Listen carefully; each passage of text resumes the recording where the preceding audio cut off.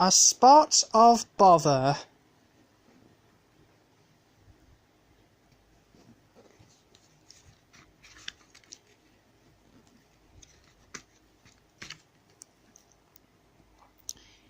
It was the last day of term, and Sarah and James were on their way to school.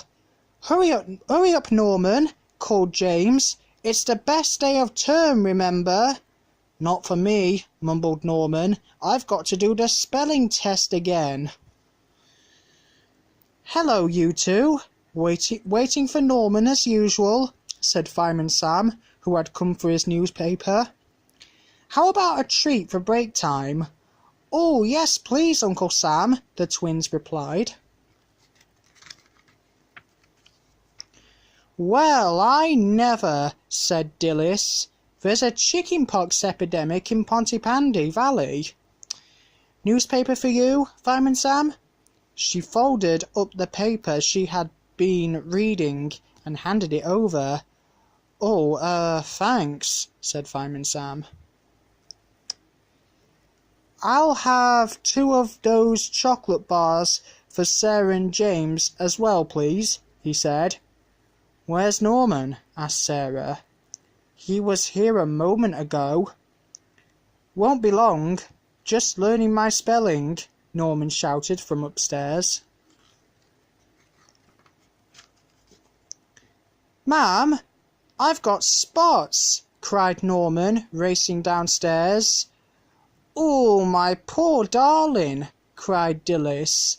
It's that chickenpox. I knew it. He's so sensitive. Look at all those spots. Don't worry, Mum.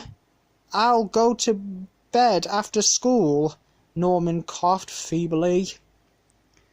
You'll go upstairs right this minute, ordered Dillis. We'd better go before we all catch chickenpox too, shrugged James, looking at his watch. Hope you feel better soon, Norman, called Fireman Sam, as they all left the shop. Up at the fire station, Elvis was giving Trevor his breakfast. Why don't you try some muesli, Trevor? Asked Penny. It's much healthier. Thanks, Penny, but my appetite's healthy enough already, said Trevor, tucking into bacon and eggs. Right, here are the duties for today, said Station Officer Steele. Fireman Sam, you're on call. Firefighter Morris, check food supplies. Cridlington and Evans, timed jogging. And no excuses. But sir, lunch is just going into the oven. It will burn, Elvis pleaded.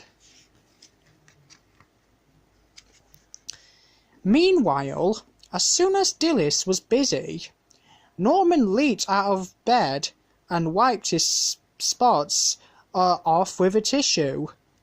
I'm not wasting the day indoors, he said. He'd reached Pandy Lane when he saw 2 figures in the distance. They gave him an idea. That's odd, said Elvis, looking at the road sign and frowning. I thought Pontypandy was that way. Me too, Trevor agreed, scratching his head. Norman giggled as Trevor and Elvis took the wrong turning.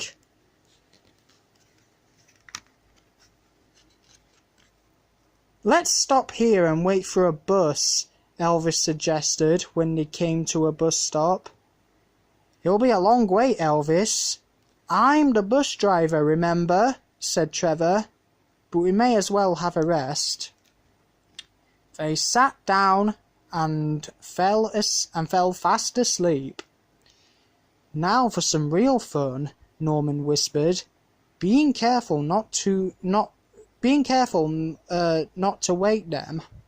He drew red spots on the sleeping firefighters' faces. Glad I spotted you here. Hee hee, he giggled to himself.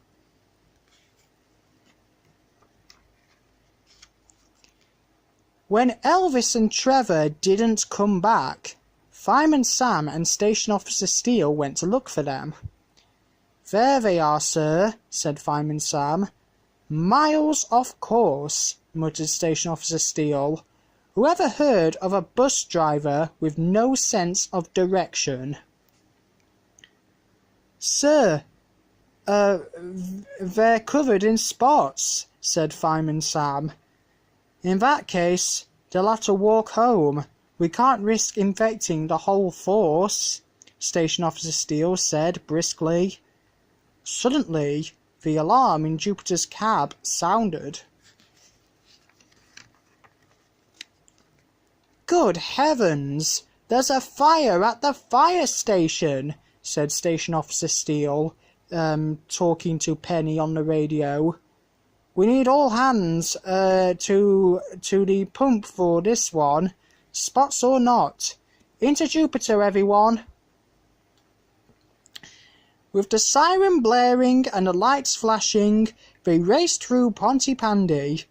"Mamma mia! It's the fire station! It's burning down!" exclaimed Bella, pointing at the cloud of smoke.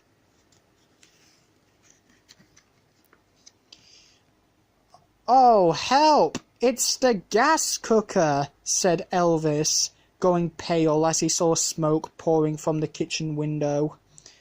"I thought jogging was a bad idea. First chicken pox, now this," said Trevor. "Never again." "Well, don't just stand there. Get the hose," yelled Station Officer Steele.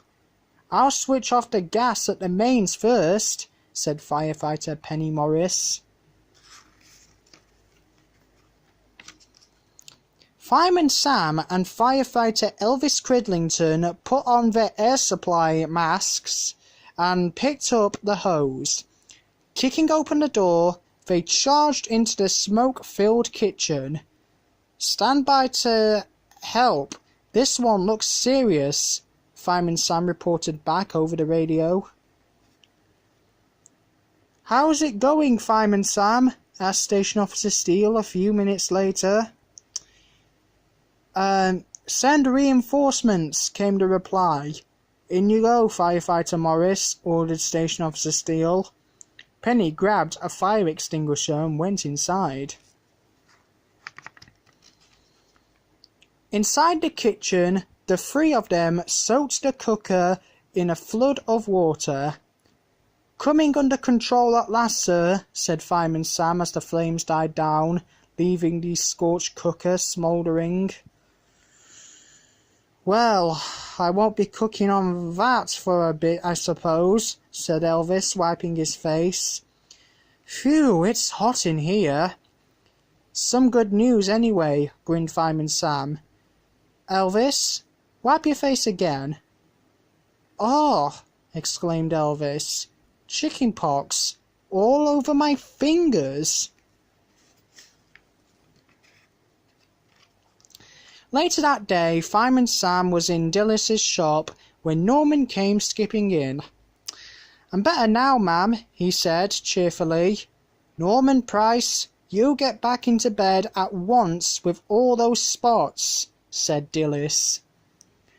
"You won't wipe those off so easily, my boy," laughed Fireman Sam as Norman scrubbed frantically at his face. "And Mrs. Williams says you can do the spelling test next term," said James. "Ma'am," moaned Norman, "I feel ill."